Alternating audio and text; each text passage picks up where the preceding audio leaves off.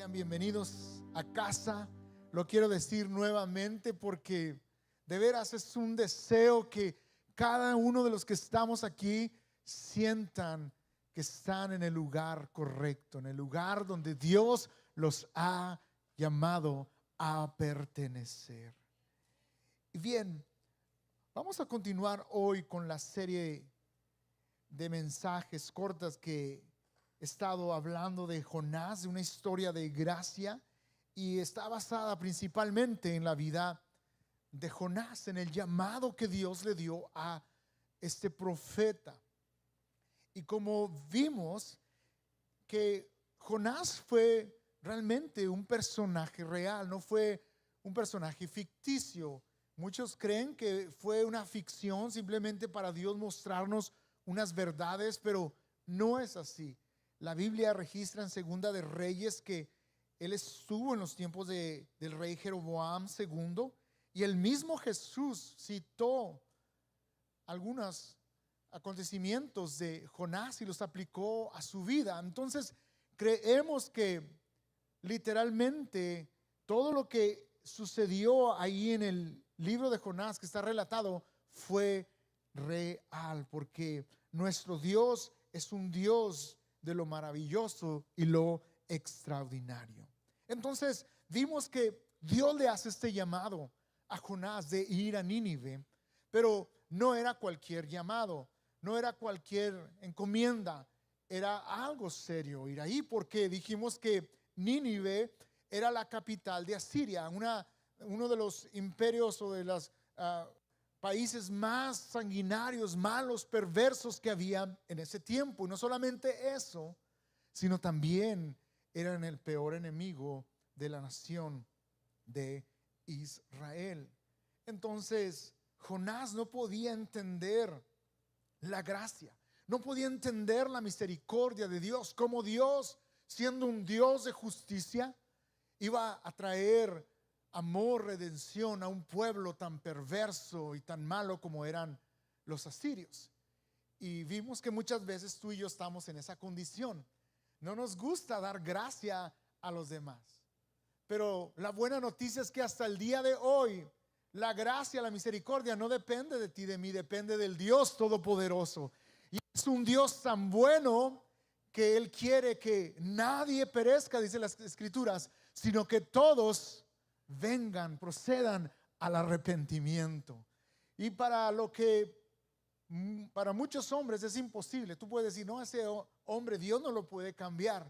A esa mujer Dios va a ser difícil que haga algo en la vida. Créeme que para mi Dios no hay nada imposible. Él puede cambiar vidas hasta el día de hoy. ¿Cuántos lo creen? Dale un fuerte aplauso al Señor, porque Él es digno de toda adoración.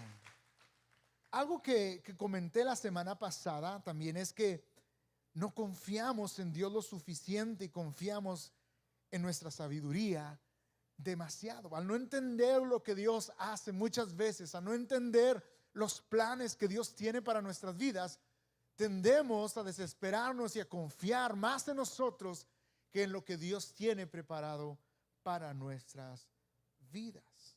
Pero necesitamos siempre estar conscientes de que los planes de Dios son mucho mejores que los que nosotros tenemos en mente para nosotros y para nuestra familia, porque Dios es perfecto en sus planes, en sus propósitos. ¿Cuántos lo entienden? Que todos los días recordemos y aún nos hagamos la pregunta: ¿dónde estaría yo si no fuera por la misericordia y la gracia de Dios en mí? ¿Dónde estaría Dios sin ese favor, ese amor inmerecido que viene de parte de Él? Gracia significa amor, favor inmerecido, algo que yo no me merezco, pero Dios aún así decidió dármelo a ti y a mí. Ahora, si vamos a continuar ahí en Jonás 1, quiero que vayamos al verso 15. Porque al estar huyendo en un barco, Dios manda una tormenta. Fíjate lo que dice ahí Jonás 1, 15 al 17. Dice: entonces los marineros tomaron a Jonás y lo lanzaron al mar embravecido, y al instante se detuvo la tempestad. Verso 16, los marineros quedaron asombrados por el gran poder del Señor. Le ofrecieron un sacrificio y prometieron, que dice, servirle. ¿Ves? Las tormentas muchas veces nos ayudan a ti y a mí a voltear y a poner la mirada en ese Dios verdadero, en ese Dios único que nos puede librar de cualquier tempestad. Verso 17 dice, entre tanto el Señor había provisto un gran pez, se tragara a Jonás. Y Jonás estuvo dentro del pez durante 3 días y 3 noches. Entonces, ese es el momento más famoso de la vida de Jonás. Y yo sé que muchos, y si no la mayoría de las personas, aún los que no están en la iglesia, conocen esta parte de la historia por alguna razón. Que Jonás estuvo en el pez y que se lo tragó. Y algunos escépticos cuestionan esto y dicen que la ballena no tiene el tamaño de la garganta para poder almacenar a un ser humano dentro. Pero yo quiero hacer algunas aclaraciones, porque algunos escépticos hablan mucho acerca de esto. Pero en primer lugar, la Biblia no habla de ninguna ballena, sino de un pez. En segundo lugar, está comprobado que hay peces con la garganta y el estómago grande, con la capacidad de tener a un ser humano, así como lo tuvo con Jonás. Pero aun si no fuera así, el Dios creador de toda la naturaleza, Él puede hacer lo que Él quiere. Aun si Él quiere, un salmón se puede tragar a un ser humano, porque Él es Dios y Él es el Señor y el dueño de todas las cosas. Y en ese Dios todopoderoso confiamos tú y yo.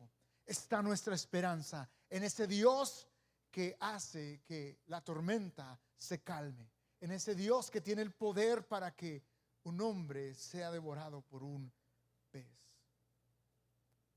Pero lo interesante es cómo dice aquí que Dios había provisto este pez para tragar a Jonás.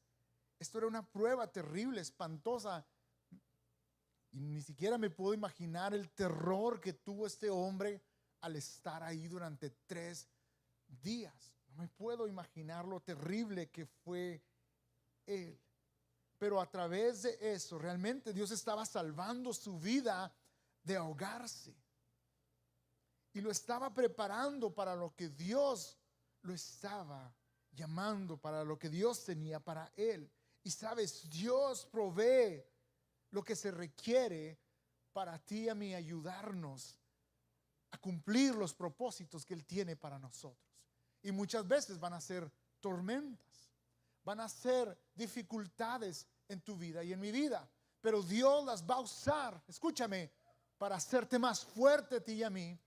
Y cuando estamos aún en ese abismo, en ese pez, hablando simbólicamente, en esa oscuridad, aún así tú y yo podemos confiar que estamos seguros en ese Dios todopoderoso, que nada nos puede conmover, porque confiamos en un Dios que es más grande que nuestras tormentas, un Dios más grande que nuestros temores, un Dios más grande que nuestras enfermedades, un Dios más grande que todas nuestras ansiedades, un Dios más grande aún que la maldad que existe en este mundo. En ese Dios confiamos tú y yo.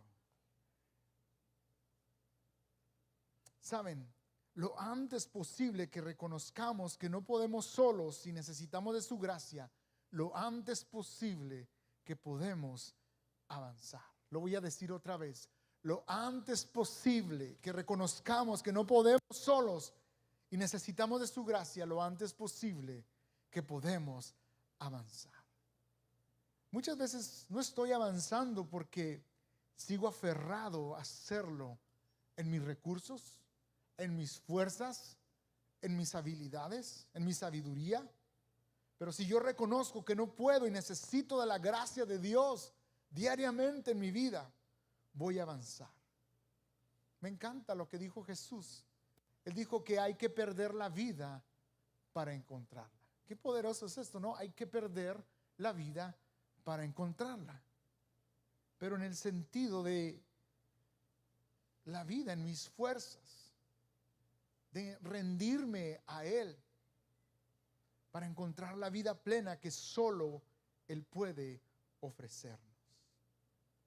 Sabes, a veces no te das cuenta de que Jesús lo es todo, que es todo lo que necesitas, hasta que Él es todo lo que tienes. Muchas veces no nos damos cuenta de que Jesús es todo lo que yo necesito hasta que me encuentro en una situación donde solamente tengo a Jesús, como decía esa canción.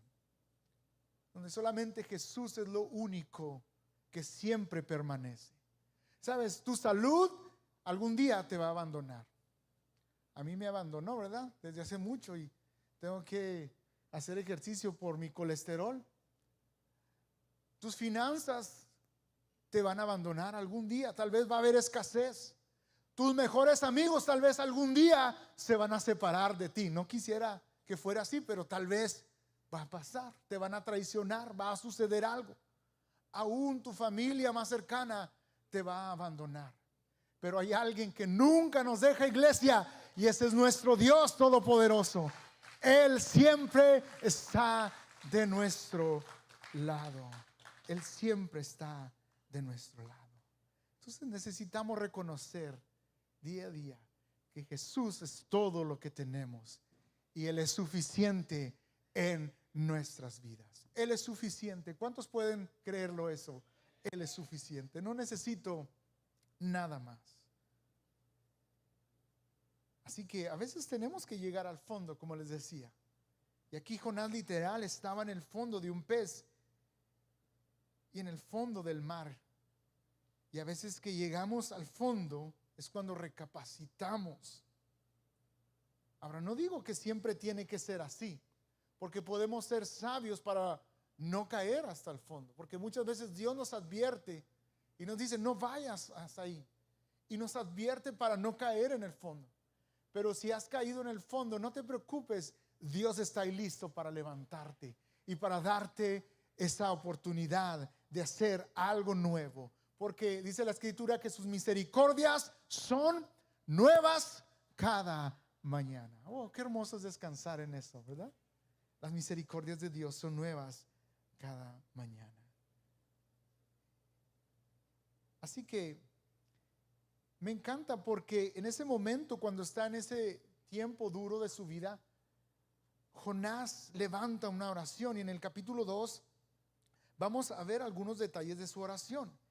Y una primera observación de esta oración es que él empieza a citar salmos de la Biblia, como que él había memorizado pasajes de las Escrituras y en ese momento difícil él estaba orando a Dios a través de esos salmos que él recordaba.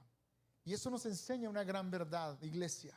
Necesitamos conocer la palabra, necesitamos leer la palabra, reflexionar en lo que dice la Escritura, y va a ser un refugio en medio de nuestro dolor. Tal vez no en el momento, pero si tú lees la palabra diariamente, va a llegar el momento que vas a recordar un pasaje y eso va a ser como un bálsamo, como una medicina para el momento en el cual tú estás pasando, en el momento difícil que tú estás pasando. Entonces, fíjate lo que dice. Quiero citar algunos. Ahí en Jonás capítulo 2, verso 7.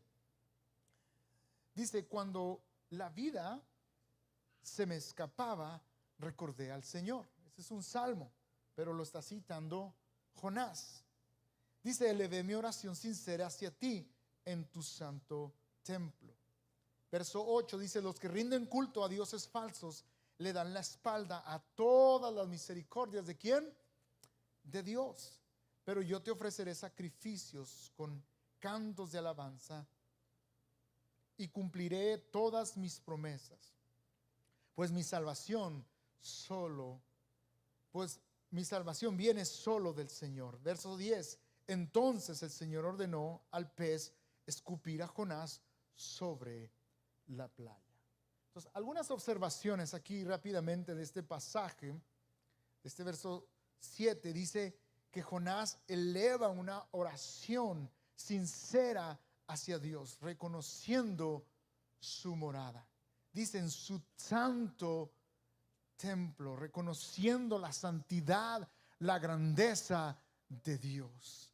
Y tú y yo tenemos que reconocer una vez más la grandeza de Dios, que al venir a este lugar no estamos adorando a cualquier Dios, estamos adorando al Dios creador de todas las cosas, a ese Dios todopoderoso. Yo quiero que vengas a este lugar con esa expectativa, confiando, creyendo que cuando estamos adorando, cuando estamos elevando una oración, estamos adorando a ese Dios verdadero que hizo todas las cosas, que te creó a ti y a mí, que sabe tu interior, y Él es el único que puede librarte de las tormentas. Entonces Él hace esta oración sincera, y esta es una frase que debemos recordar. Escucha esto: la oración sincera no es una negociación, sino una rendición. No es una negociación, sino una rendición. Algunos creen que es una negociación de convencer a Dios de algo que nosotros queremos. Y cuántas veces empezamos, ¿verdad? Cuando estamos en apuros, decimos y empezamos a prometerle tantas cosas a Dios, de lo apurado, y que queremos que Dios nos conteste. Dios, si tú me contestas o me libras de esto, te prometo, Señor, que voy a orar más tiempo, que voy a asistir más a la iglesia. Ahora sí, Señor, pero líbrame de esto, Señor. Si tú me libras de esto, te prometo que ya no le voy a ir a la América. O no sé qué cosas haces tú, ¿verdad? Extrañas. Pero eso no es oración. Algunos dicen: Señor, ahora sí te prometo que voy a amar más a mi suegra, Dios, y voy a ser más paciente con él. Bueno, eso sí tienen que ser, ¿verdad? Pero no se trata de eso la oración. Se trata de reconocer cuánto necesito a Dios y rendirme completamente a Él, a su voluntad, y clamar obviamente por las cosas que necesita mi alma, mi corazón. Pero primeramente yo vengo con un corazón de rendirme a Él, de reconocer a quien verdaderamente estoy adorando. Y cuando estoy frente a ese Dios todopoderoso, mi preocupación se disipa, se va, porque estoy frente a ese Dios todopoderoso, que es más grande que cualquier otra cosa. ¿Cuánto le dan la honra y la gloria a Él? Entonces, aquí Jonás está aprendiendo. Es humilde, es sincero. No hay negociación en toda esta oración. Si tú lees detenidamente ese capítulo, él está humillado ante Dios. Y en el versículo 8 dice: los que rinden culto a dioses falsos le dan la espalda a todas las misericordias de Dios. Ahora, esta palabra misericordia en el hebreo kesed es equivalente a gracia en el Nuevo Testamento, y se puede traducir como misericordia, como bondad, como favor, como gracia. Dice: los que confían otra vez en dioses falsos. Y en otras ocasiones yo he aclarado esto, porque muchas veces tenemos solamente en nuestra mente que dioses falsos es una imagen que tienen las personas colgadas en su pared, o un mono de yeso, de fierro, no sé, y vemos solamente a eso como ídolo. Pero realmente ídolo es aquello que yo tengo como mi principal fuente de plenitud en mi vida. Ese es mi Dios.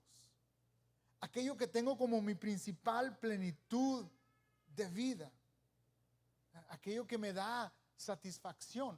Si Dios no te está dando satisfacción, algo más te está dando satisfacción. Algo más te está dando placer. Algo más está llenando ese lugar que solamente Dios puede llenar. Entonces, un ídolo puede ser algo que distrae o que quita mi atención al Dios verdadero, a Jesucristo. Entonces, mi pregunta es: ¿en qué estoy basando mi seguridad, mi llenura, mi realización? Si es en Dios o es en otras cosas. Dice el pasaje, el verso 8, dice que los que le dan la espalda a todas las misericordias de Dios, aquellos que buscan esa seguridad, esa plenitud en dioses falsos. Así que Hermanos, o estamos dependiendo otra vez de Dios completamente, o estamos dependiendo de otras cosas para nuestra plenitud en nuestras vidas, o estamos dependiendo de nuestras propias fuerzas, de nuestras propias habilidades. Verso 9 dice: pero yo te ofreceré sacrificios con cantos de alabanza. Me encanta esto. Dice: yo te ofreceré sacrificios, ¿cómo dice? Con cantos de alabanza. Y nota esto, lo hace antes de salir del pez, no cuando estaba fuera del pez. Él empezó a adorar a Dios, a clamar a Dios, ¿cuándo? Estando dentro del pez. Y tú y yo tenemos que adorar a Dios en todo momento. Aun cuando no me siento bien, yo tengo que adorar a Dios con todo mi corazón, porque es a través de esas tormentas que Dios cambia mi corazón al venir y adorarle con todo mi ser. No importando mis sentimientos. Muchas veces dices: es que no tengo ganas de adorar a Dios, es que no me siento bien. No es que te sientas bien, es que tú y yo tenemos un compromiso para nuestro bien de adorar y exaltar a ese Rey de Reyes, porque a través de adorarlo, nuestro corazón, nuestros sentimientos van a ser transformados. ¿Cuántos lo creen? Es transformada. La alabanza tiene poder para cambiar nuestra manera de pensar. ¿Estás triste? Alaba a Dios. No es como el consejo que da: ¿estás triste? Pues no estás triste. No. ¿Estás triste? Alaba a Dios. ¿Estás preocupado? Alaba a Dios. ¿Estás con angustia? Alaba a Dios. Si estás contento, también alaba a Dios. En todo momento vamos a adorar a Dios. No voy a adorar en base a mis circunstancias, que son volubles, sino que voy a adorar cuando duele, cuando no entiendo, cuando estoy en el fondo, cuando estoy en lo más oscuro de mi vida. Yo voy a adorar, a levantar mis manos, decir: Dios, mi vida depende de ti. Te alabo, te exalto con todo mi corazón. A ti sea la honra y la gloria. No entiendo lo que está pasando, pero aún así yo te doy honra, yo te doy gloria a ti. ¿Cuántos se pueden poner por un instante de pie en este momento y levantar sus manos y decir: Dios, gracias, gracias, gracias por lo que me das? Gracias porque a pesar de mis pruebas, tú sigues siendo fiel en mi vida. Díselo con tus propias palabras. Tú sigues siendo Dios. Tú sigues siendo el Rey. Sigues sentado en ese trono de majestad. A ti sea la honra y la gloria. Dale un aplauso fuerte al Señor. Puedes sentarte. Todavía no se acaba el mensaje, ¿ok? Dijimos a las 12:15. Y finalmente en el verso 9 dice, fíjate lo que dice: mi salvación viene del Señor. Mi salvación viene ¿de quién? Del Señor. Es una frase muy sencilla, pero estaba leyendo algunos comentarios de algunos teólogos y a través de las décadas consideran que esta es la frase más clara del Evangelio en el Antiguo Testamento. Esta es la frase más clara: mi salvación viene del Señor. La salvación eterna, pero también la salvación de nuestras situaciones terrenales, porque todos, incluyéndome un servidor, pasamos por pruebas, por luchas, por momentos duros donde quieres tirar la toalla, donde dices: ya no puedo más, renuncio, me voy, esto no es para mí. Pero ¿de dónde viene nuestra salvación, hermanos? Del Señor Todopoderoso. Cuando pienses que ya no puedes más, pon la mirada en Cristo. Voltea hacia arriba y recuerda cuánto Dios te ama y cuánto Él anhela el bienestar para tu vida. Esa salvación viene de Dios solamente, no de mis buenas obras, no de mi obediencia. Y son importantes esas cosas, pero son fruto, un resultado por la salvación que viene solamente del Señor. Mi confianza, mi seguridad es ese Dios de amor, de gracia, que ha prometido estar conmigo hasta el fin de mis días. ¿Ves? Puedes confiar en tu cuenta de banco. Y yo sé que algunos tienen gordita su cuenta de banco, ¿verdad? Se ve en la manera que hasta andan vestidos, ¿verdad? ¡Wow! Pero no confíes en eso tanto. Confía en ese Dios todopoderoso. Algunos tienen buenos trabajos, buenos negocios. Qué bueno, gloria a Dios por eso. ¿Cuánto le dan gloria a Dios por sus trabajos? Pero no confíes de todo por eso, porque de la noche a la mañana pudieras perder estas cosas. Pero hay algo que nunca vas a poder perder, nadie te va a poder quitar. Es al Dios de tu salvación, ese Dios todopoderoso. De ahí leemos Jonás capítulo 3, 1, el verso 1 dice: el Señor habló por segunda vez a Jonás. Diga conmigo, segunda vez. El verso 2 dice: levántate y ve a la gran ciudad de Nínive y entrega el mensaje que te he dado. Y en lo que me queda de tiempo quiero ir a este punto que más quiero enfatizar, que es el de segundas oportunidades. Diga conmigo, segundas oportunidades.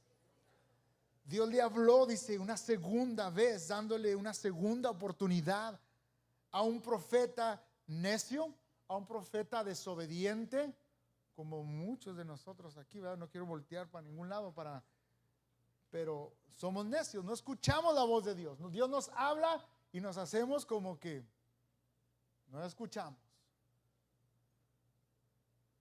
Pero me encanta porque dice que habló por segunda vez. Y esto nos enseña que nuestro Dios es un Dios de segundas oportunidades. ¿Cuánto le dan la gloria a Dios por eso? Ahora, cuando digo segundas oportunidades, no me refiero literal a solamente 2 veces. Me refiero a que Él es un Dios de muchas oportunidades. Si tú te caes, te vuelves a levantar, porque Dios es un Dios de 2, 3, 4, 5, 6, muchas oportunidades. Mientras tienes vida, hay esperanza para volverte a levantar y hacer las cosas una vez más como Él quiere que las hagas. Dios no nos descarta a pesar de nuestros errores y de nuestros pecados. ¿Cuántos pueden descansar en eso? ¿Te imaginas que nosotros fuéramos Dios? No, ya hubiéramos descartado a medio mundo, ¿verdad? Solamente yo me hubiera quedado, ¿verdad? Pero qué bueno que tenemos un Dios de amor, de misericordia. Dios renueva el llamado a Jonás para ir a Nínive y le da una segunda oportunidad. Y fíjate lo que dice la palabra de Dios ahí en primera de Pedro 5.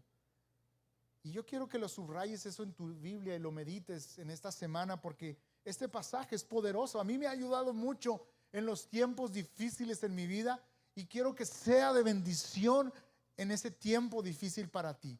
Así es que yo quiero que lo subrayes, lo medites, lo reflexiones durante esta semana. Primera de Pedro 5, 6, 7. ¿Qué dice la palabra de Dios? Ayúdame a leerlo. Dice: humíllense pues bajo la poderosa mano de Dios, para que Él los exalte a su debido tiempo. Depositen en Él toda ¿qué? Porque Él cuida de ustedes. Entonces, cuando estás ahí en el fondo, o cuando estás confundido, o cuando hay injusticias, porque las hay, humíllate, dice, bajo la poderosa mano de Dios Todopoderoso, y espera en Él, porque en su perfecto tiempo Él te va a levantar, Él te va a llenar de ánimo y te va a dar esas fuerzas como el águila para que puedas enfrentar tus problemas y volar y seguir adelante. Entonces espera en Él. Pero tenemos que declarar: reconozco que yo no puedo por mí mismo. Por eso me humillo y reconozco que dependo de la gracia y el poder solamente que viene de lo alto, que es de mi Dios Todopoderoso. Eso es humillarte delante de Dios. Reconocer: yo no puedo en mis fuerzas, pero contigo yo sí puedo salir de esta situación, Dios. Yo no lo puedo lograr con mi dinero, con mi trabajo, pero contigo yo lo voy a lograr. Yo no sé cómo le vas a hacer, Dios, pero yo sé que tú vas a traer a mis hijos otra vez de vuelta a tus pies, porque para ti no hay nada imposible. Para ti no hay nada que se pueda comparar, porque tú eres el único Dios, el Dios de segundas oportunidades. Entonces, confía en Dios de todo tu corazón y verás que va a ser diferente tu actitud. Con esto quiero ir finalizando. Sabes, había un joven llamado Juan Marcos, y lo conocemos más como Marcos, que acompañó al apóstol Pablo y a Bernabé en su primer viaje misionero. Y este joven no nos da razón del por qué, pero en términos técnicos, pues la regó, cometió errores Juan Marcos. Y el apóstol Pablo se molestó, ya no quiso llevarlo a ese viaje porque se salió de un primer viaje. Entonces ellos iban a hacer otro viaje misionero y ellos se ponen de acuerdo y empiezan a hablar. El apóstol Pablo y Bernabé empiezan a hablar a ver si daban otra oportunidad a Juan Marcos. Y dijo Pablo: yo creo que no debiéramos de darle otra oportunidad. Mira, nos quedó mal, nos dejó a la mitad del trabajo, del camino. Entonces Pablo no le da una oportunidad a él decide ir por otro rumbo. Dice la escritura en el libro de los Hechos que él va con Silas, otro servidor. Pero Bernabé tuvo ese corazón de darle otra oportunidad, y él toma a Juan Marcos y se lo lleva con él a otro viaje misionero. Me encanta porque Bernabé lo vio con ojos de gracia, de amor. Y de esa misma manera tú y yo debemos de ver a las personas como lo hizo Bernabé. Creer que las personas tienen un potencial, que sus errores no definen lo que verdaderamente ellos son, sino que Dios tiene algo especial para cada uno de nosotros. A pesar de nuestras fallas, Dios sigue llamándonos a cada uno de los que estamos aquí. Entonces tenemos que ser pacientes en amarnos unos a otros, porque estamos en un proceso donde Dios está trabajando en nuestras vidas de diferentes maneras. ¿Lo puedes entender? Entonces vamos a mostrar gracia, misericordia cuando algunos son inmaduros, pero sabiendo que si damos oportunidades, Dios puede hacer algo grandioso en sus vidas. Y me encanta porque no termina la historia ahí. Bernabé le dio esa oportunidad y Marcos tomó esa buena oportunidad, y él fue creciendo de tal grado de que él fue uno de los que escribió los 4 evangelios, San Marcos, Juan Marcos.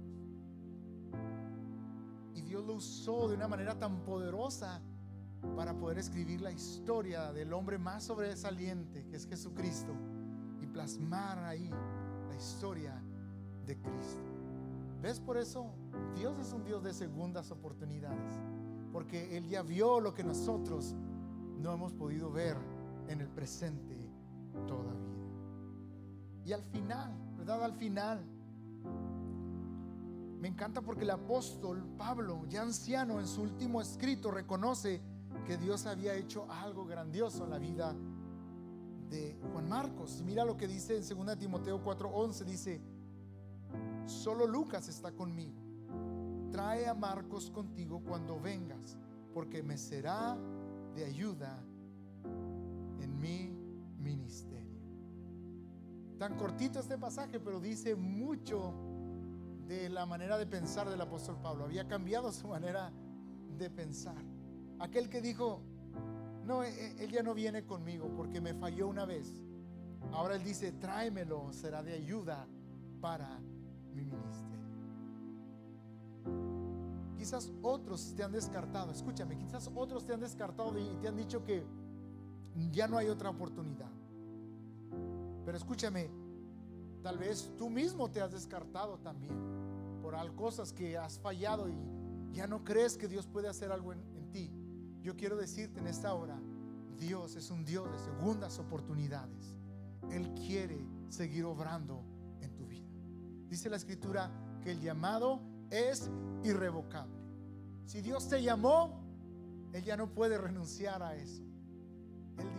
Él te ha sellado con su Santo Espíritu y tú ya le perteneces a Él.